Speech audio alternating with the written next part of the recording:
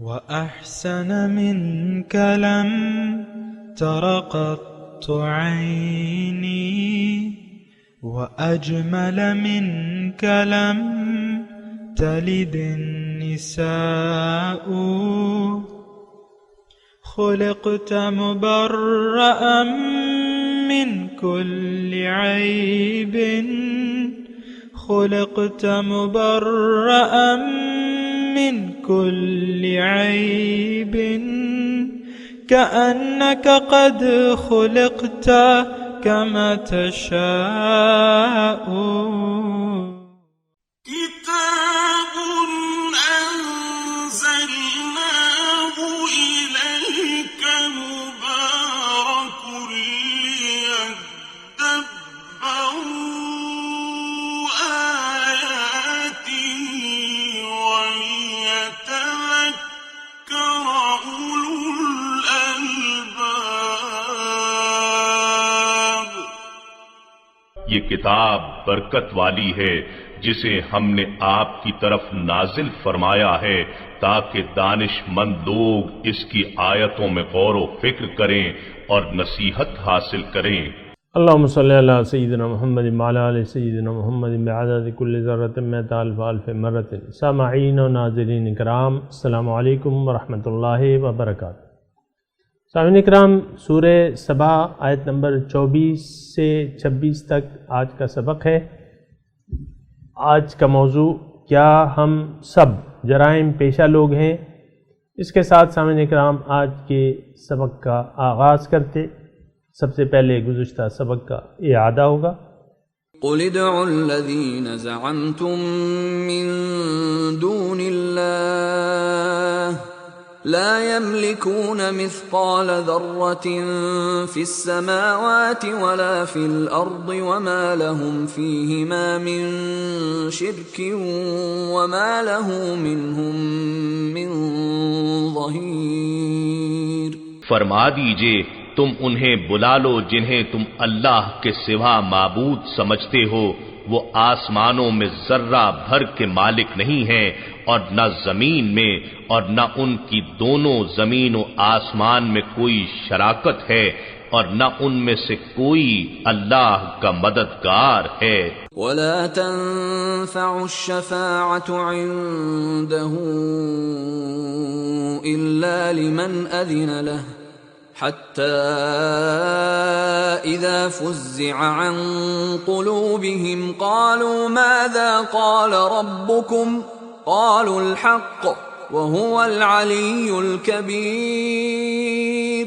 اور اس کی بارگاہ میں شفاعت نفع نہ دے گی سوائے جس کے حق میں اس نے اذن دیا ہوگا، یہاں تک کہ جب ان کے دلوں سے گھبراہٹ دور کر دی جائے گی تو وہ سوالن کہیں گے کہ تمہارے رب نے کیا فرمایا؟ وہ جواباً کہیں گے حق فرمایا، یعنی اذن دے دیا، اور وہی نہایت بلند بہت بڑا ہے. سامعین اکرام، سورہ سبا آیت نمبر 24 لفظی ترجمہ. قل من یرزقکم من السماوات والارض.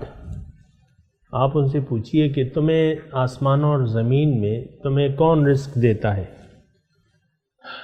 قل اللہ، آپ کہہ دیجئے کہ اللہ. وَإِنَّا وَإِيَّاكُمْ، اور بے شک ہم یا تم ہی لَعَلَىٰ هُدًى، البتہ ہدایت پر ہے، او فی ضلال مبین، یا گمراہی میں ہے، کھلی گمراہی میں ہے. قل لا تسألون عما اجرمنا، آپ کہہ دیجئے کہ تم سے نہ پوچھا جائے گا اس کی بابت جو ہم نے گناہ کیا ہے. ولا نسألو، اور نہ ہم سے پوچھا جائے گا عما تعملون، جو تم کرتے ہو، یعنی جو اعمال تم کرتے ہو اس کے بارے میں ہم سے نہیں پوچھا جائے گا، اور ہمارے اعمال کے بارے میں تم سے نہیں پوچھا جائے گا. یجمع بیننا ربنا، ہم سب کو. قل کہہ دیجیے یجمع بیننا، جمع کرے گا ہم سب کو، ربنا رب ہمارا. ثم یفتح بیننا، پھر فیصلہ کرے گا ہمارے درمیان، بالحق ٹھیک ٹھیک. وہو الفتاح العلیم، اور وہ فیصلہ کرنے والا اور سب کچھ جاننے والا ہے. سامعین کرام، ایک حکمت کے ذریعے مشرکین کو، ہم جیسے لوگوں کو جو اللہ کے سوا اور ہستیوں میں بھی کسی کو اللہ کے ساتھ کسی کو شریک ٹھہراتے ہیں، تو یہ سوال ان سے پوچھا جا رہا ہے۔ اور اصل میں جو یہ مضمون جو ہے سامعین کرام گزشتہ مضمون سے پیوستہ ہے، اور جو پیوستہ مضمون تھا اس میں اللہ تعالیٰ نے آیت نمبر 22 میں فرمایا تھا کہ تم قل ادعوا الذین زعمتم من دون اللہ، جن لوگوں کے بارے میں تمہارا خیال ہے کہ وہ اللہ کے سوا شریک ہیں تمہاری، ان کو بلاؤ، پکارو۔ حقیقت یہ ہے کہ کوئی ہستی اللہ کے مقابلے میں ہے ہی نہیں، کسی چیز کا وجود ہی نہیں ہے۔ تو سامعین کرام، یہ وہی مضمون ہے، بے وقوف لوگوں کو سمجھایا جا رہا ہے کہ تم جس کی عبادت کر رہے ہو تو کون سی وہ ہستیاں ہیں ان میں سے جو تمہیں رزق دیتی ہیں آسمان اور زمین میں۔ ظاہر ہے سامعین کرام، رزق جو ہے ہماری بنیادی ذمہ داری ہے، اور رزق ہماری زندگی کی بقا کا ذریعہ ہے۔ اللہ تعالیٰ نے ہی ہمارے رزق کے اسباب دنیا میں پیدا کر دیے ہیں، اور ہر چیز اس کی تفصیل جو ہے وہ اظہر من الشمس ہے، یعنی بالکل واضح ہے کہ اللہ تعالیٰ نے رزق کے ذرائع اور اسباب پیدا کر دیے ہیں۔ آسمان سے پانی برسایا، زمین سے دانے کو اگایا، اور پھر ہمارے رزق کے اسباب جو ہیں پیدا ہوتے چلے گئے، یعنی یہ سب انتظام اللہ تعالیٰ نے کیا ہے۔ اب ظاہر ہے سامعین کرام، یہ ایک ایسی بات ہے من یرزقکم من السماوات والارض، اس میں آپ دیکھیں کہ جواب نہیں ہے، سوال ہے لیکن جواب نہیں ہے مشرکوں کی طرف سے۔ مشرکوں سے پوچھا جا رہا ہے، وہ لوگ جو اللہ کے سوا اور ہستیوں پر اندھا اعتماد کرتے ہیں اور ان کو شریک، اور یہ سامعین کرام دور کیوں جاتے ہیں؟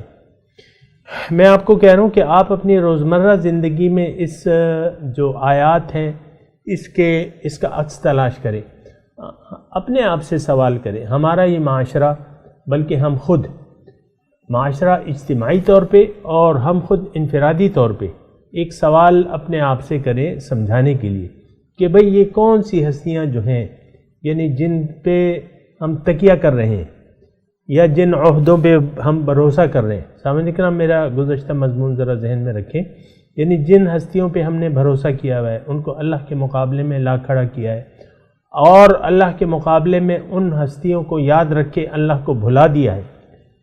یہ بہت بڑی بات ہے سامعین کرام کہ اللہ کو بھلا کے آپ دیگر ہستیوں کو یاد رکھے یا اپنا قاضی الحاجات سمجھے، تو یہ بہت بڑی غلطی ہے۔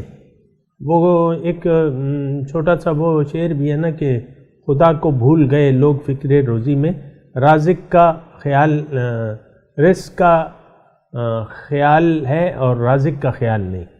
تو حقیقتاً بات یہ ہے سامعین کرام، دیکھیں دور قوم سبا کے معاملے میں جانے کی اتنی خاص ضرورت نہیں ہے، بلکہ وہ ایک واقعہ تو عبرت کے لیے تھا۔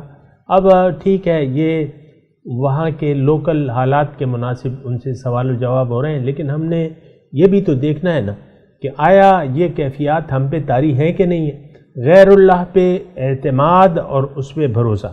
دیکھیں میں آپ کو الجھا نہیں رہا، آپ کو سیدھی سیدھی بات بتا رہا ہوں کہ غیر اللہ پہ ہم نے اعتماد و بھروسہ کیا ہوا ہے، اور مقابلتاً ہم نے اپنے آپ کو، اپنے اللہ کو بھلا دیا ہے۔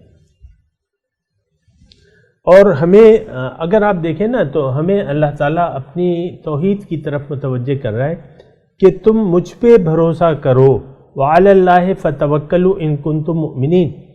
اصل میں بات یہ ہے، میں چھوٹی سی ایک بات کہنا چاہ رہا ہوں، وہ یہ ہے کہ جس چیز پہ اعتماد ہوتا ہے اس طرف جھکاؤ بھی ہوتا ہے، اس کا خیال رکھا جاتا ہے۔ آپ میری بات سمجھ رہے ہیں نا؟ میں کہہ رہا ہوں، یعنی میں دیکھیں الجھا نہیں رہا آپ کو، میں ایک سادی سی مثال دے رہا ہوں۔ وہ پیسہ ہے، مال و دولت ہے، اقتدار ہے، یا جو بھی ہے، تو اس پہ ہم جھکاؤ رکھتے ہیں، اس کا پھر خیال رکھتے ہیں، اور اس کو دل میں جگہ دے دی جاتی ہے۔ وَتُحِبُّونَ الْمَالَ حُبًّا جَمًّا، اللہ تعالیٰ فرماتا ہے کہ تم مال سے بڑی محبت کرتے ہو ٹوٹ کے، وَإِنَّهُ لِحُبِّ الْخَيْرِ لَشَدِيدٌ، یہ خیر کی محبت میں بہت زیادہ سخت ہے، بہت زیادہ محبت ہے۔ تو سامعین کرام، میں دوبارہ یا سہبارہ عرض کر رہا ہوں کہ یہ آپ مکے کے حالات کے مطابق ان آیات کو فٹ کرنے کی کوشش نہ کریں۔ وہی حالات آج بھی ہے کہ غیر اللہ پہ ان کی بھی نظر تھی اور ان کا بھی بھروسہ تھا۔ معبودوں میں تھوڑا سا فرق ہو سکتا ہے، انہوں نے مورتیاں بنا لی تھی، مثال ہم نے مورتیاں نہیں بنائیں، لیکن ہمارے دل میں تو ان کے بت موجود ہیں نا، یعنی وہ بت جو ہے وہ تو ہمارے دل میں موجود ہے، اور ہم دل سے دیکھیں پیسے کی محبت، مال کی محبت، دیکھیں مال جو ہے اس کے مقابلے میں اور چیزیں بھی ہیں، مثال کے طور پہ عہدہ ہے آپ کا اقتدار ہے، آپ کا چلتا ہوا کاروبار ہے، آپ کے پلاٹس ہیں، آپ کی زمینیں ہیں، آپ کی گاڑیاں ہیں، تو یہ ساری چیزیں جو ہیں اس کو ہم نے دل میں جگہ دے دی ہے۔ میں اس کی تفصیل میں نہیں جاتا، آپ خود غور کریں۔ تو اب دیکھیں، اب اس شرک کی دلدل سے ہمیں نکلنا تو ہوگا۔ وہ کیسے ہم نکلیں گے؟ تھوڑا غور کریں اس بات پہ میری۔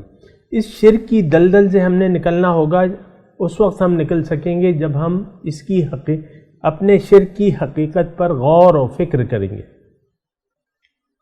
کہ بھئی آیا جو ہم کچھ کر رہے ہیں، سوچ رہے ہیں، یا جن ہستیوں کو ہم نے دل میں جگہ دے دی ہے، آیا واقعی وہ اس قابل ہیں کہ ان کو دل میں جگہ دے دی جائے؟ ابھی یہ مضمون آئے گا یہ نت کا، لیکن وہ آگے آ رہا ہے، میں اسی جگہ وہاں بات کروں گا۔ لیکن بات یہ ہے کہ یہ ایک سوال، من یرزقکم من السماوات والارض، رزق کون دے رہا ہے تمہیں؟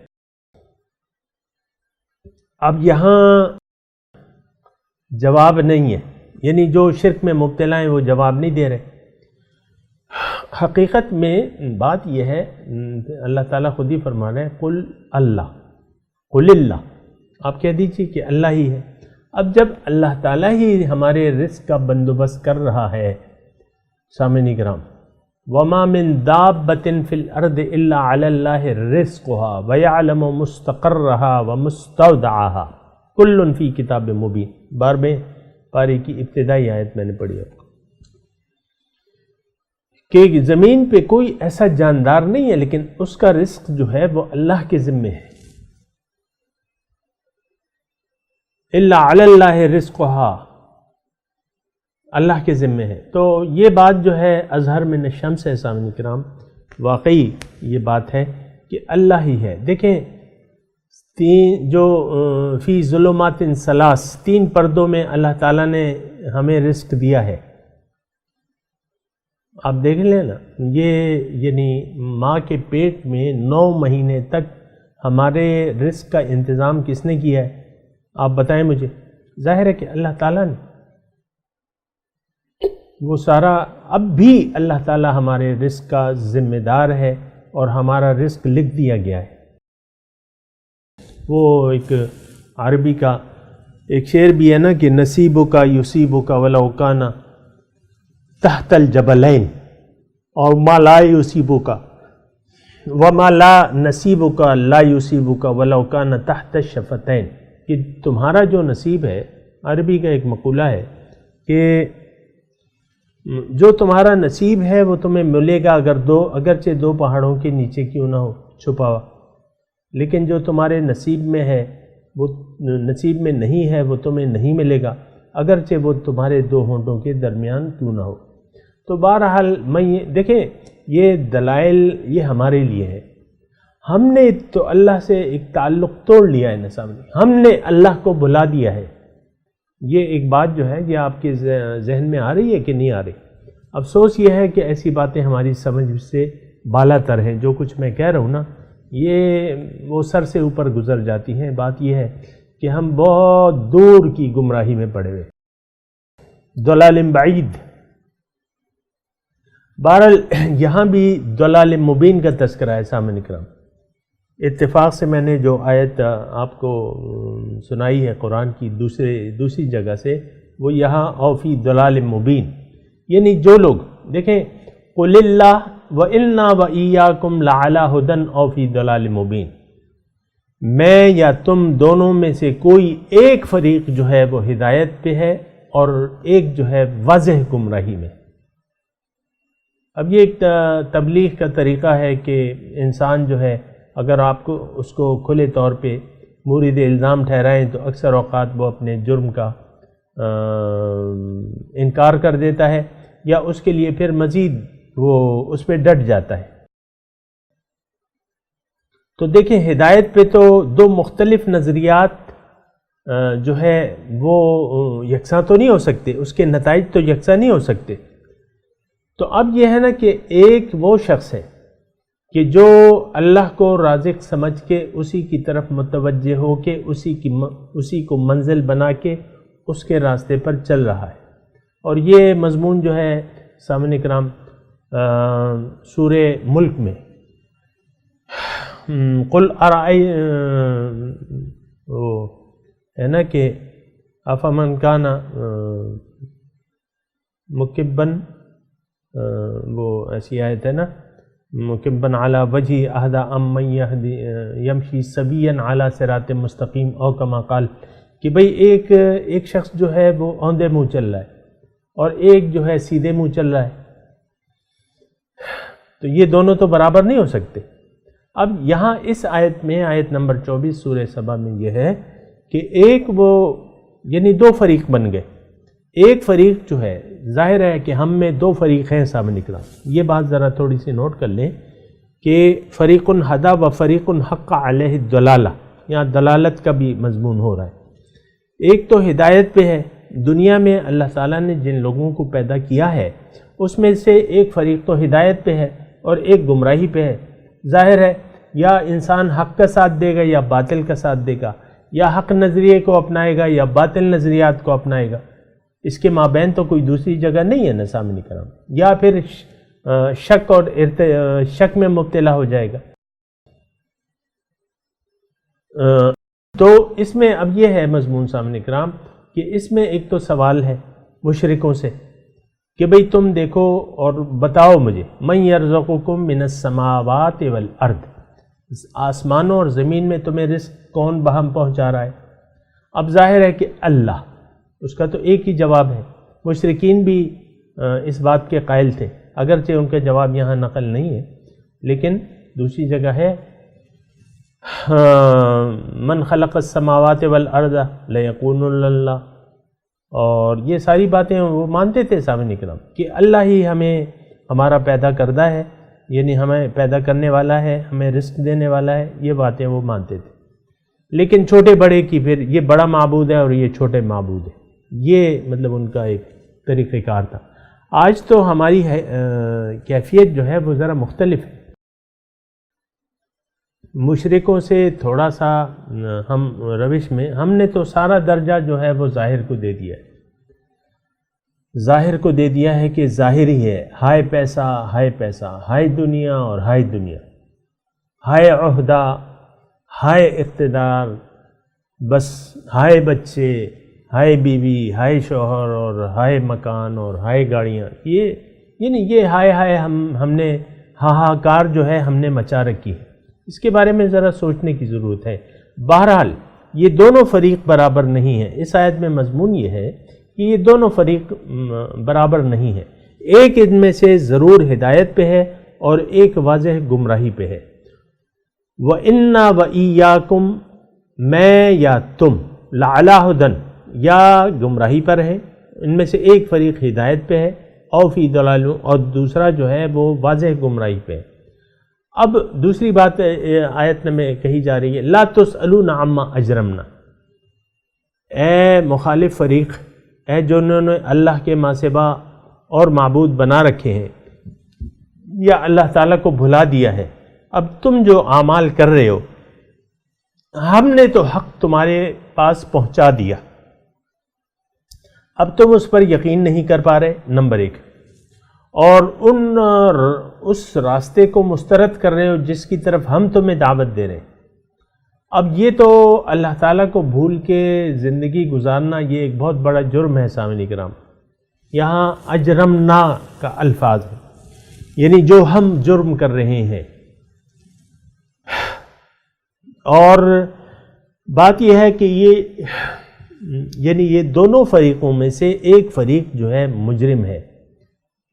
یہاں تھوڑا سا یعنی تبلیغی نقطۂ نگاہ سے یہ ایک حکمت آمیز انداز میں مضمون بیان کیا جا رہا ہے کہ دو فریق ہیں.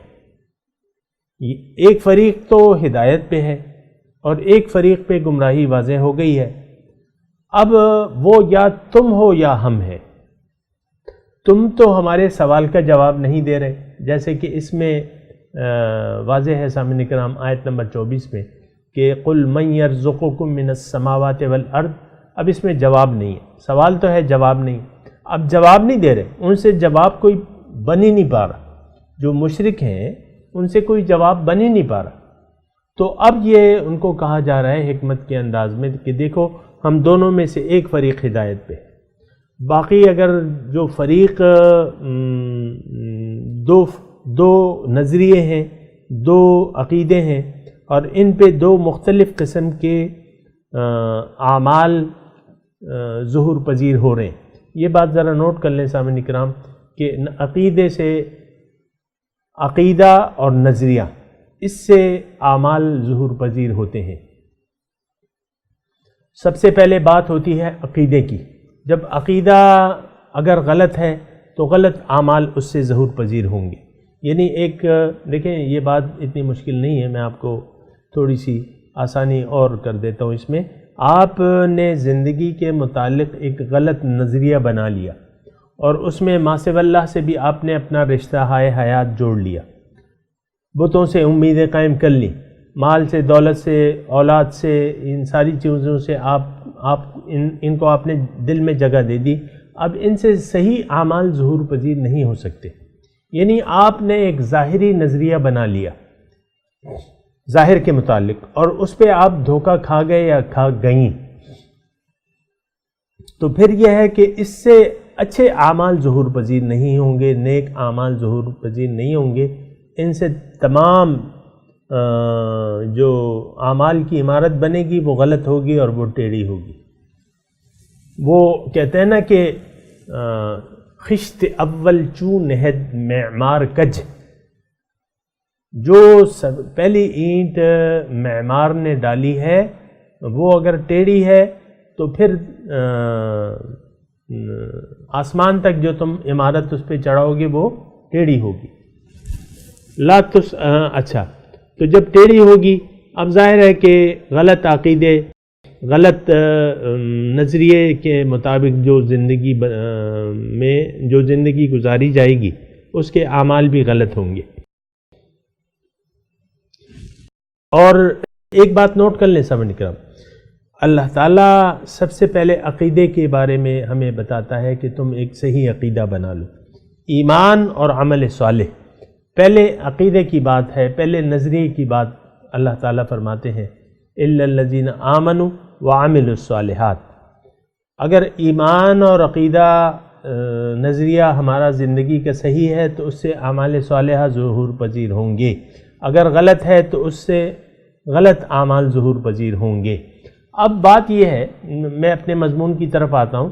لا تسألون عما اجرمنا، مخالف فریق کو مخاطب کر کے کہا جا رہا ہے کہ بھئی تم جو زندگی گزار رہے ہو یا وہ مجرمانہ ہے یا ہماری زندگی مجرمانہ ہے، لیکن اگر ہم جو زندگی گزار رہے ہیں تو اس کے بارے میں تم سے نہیں پوچھا جائے گا. یعنی جو پوچھنے والا ہے، فتاح العلیم کے الفاظ آ رہے ہیں اگلی آیت میں. فیصلہ کرنے والی ذات اللہ کی ہے. ہمارے اعمال کے بارے میں تم سے نہیں پوچھا جائے گا، تمہارے اعمال کے بارے میں ہم سے نہیں پوچھا جائے گا. یعنی کیا مطلب؟ ہر شخص اپنے اعمال کا خود ذمہ دار ہے اور خود جواب دہ ہے. کل امرئ بما کسب رہین. دوسری جگہ یہ مضمون ہے کہ ہر ایک شخص اپنے اعمال کیے میں گرفتار ہے. تو بہرحال لا تسألون عما اجرمنا ولا نسأل عما تعملون ثم یجمع. اب فیصلے کا دن تو ضرور آئے گا. اللہ تعالیٰ فرما یہ قل کہہ دیجیے یجمع بیننا ربنا ثم یفتح بیننا بالحق، کہ ٹھیک ہے تم لکم دینکم ولی دین، تمہارے لیے تمہارا دین، میرے لیے میرا دین، لیکن جب جمع کرنے والے دن اللہ تعالیٰ جمع کرے گا اس دن جو ہے ثم یفتح بیننا بالحق، اس دن اللہ تعالیٰ ہمارے درمیان فیصلہ کرے گا، وہو الفتاح العلیم، اور وہ بہت یعنی وہ حقیقت میں فیصلہ کرنے والا اور سب کچھ جاننے والا ہے۔ فتاح مطلب اس کو کہتے ہیں فیصلہ کرنے والا۔ تو بہرحال سامعین اکرام، میں تلاوت کرتا ہوں، میرے ساتھ دہرائیے۔ اعوذ باللہ من الشیطان الرجیم، بسم اللہ الرحمن الرحیم۔ قل من یرزقکم من السماوات والارض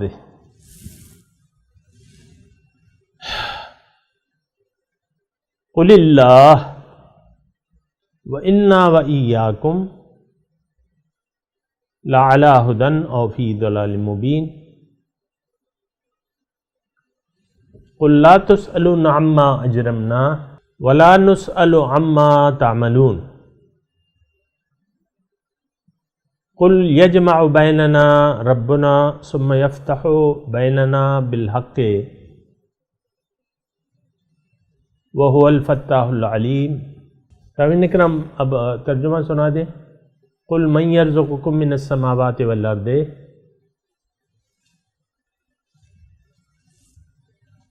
آپ ان سے پوچھئے کہ کون تمہیں رزق دیتا ہے آسمانوں اور زمین سے؟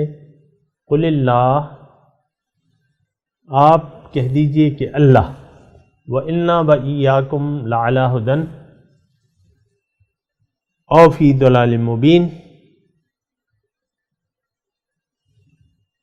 بے شک یا تو ہم یا تم، ہم دونوں میں سے ایک ہدایت پہ ہے، او فی ضلال مبین، یا کھلی گمراہی پہ ہے۔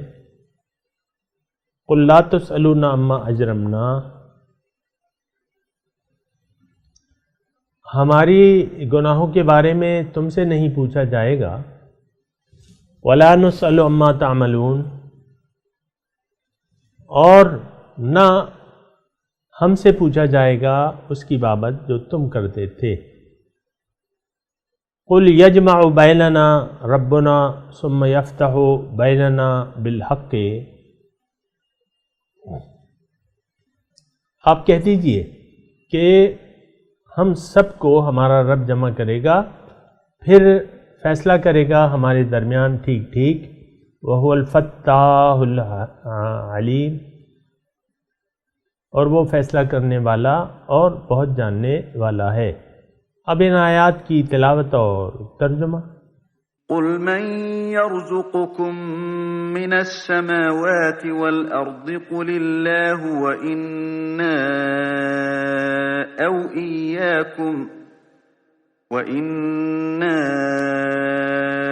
إياكم لعلى هدى أو في ضلال مبين. Say, who provides for you from the heavens and the earth? Say, God. And either you or we are rightly guided or in evident error. قل لا تسألون عما أجرمنا ولا نسأل عما تعملون. Say, you will not be asked about our misdeeds, nor will we be asked about what you do. قل يجمع بيننا ربنا ثم يفتح بيننا بالحق وهو الفتاح العليم. Say, our Lord will bring us together, then He will judge between us equitably. He is the all-knowing judge. اس کے ساتھ ہی آج کے درس کا وقت اختتام کو پہنچا۔ انشاءاللہ اگلے درس میں ملاقات ہوگی۔ وآخر دعوانا ان الحمدللہ رب العالمین، والسلام علیکم ورحمۃ اللہ وبرکاتہ۔